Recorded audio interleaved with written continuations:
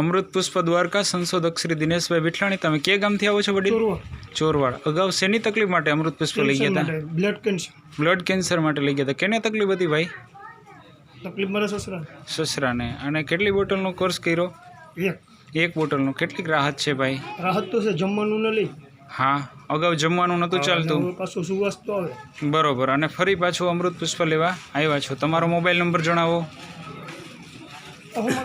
કાંઈ વાંધો નહીં, ચાલો નેક્સ્ટ. કે ગામથી આવો છો તમે? ચોરવાડ.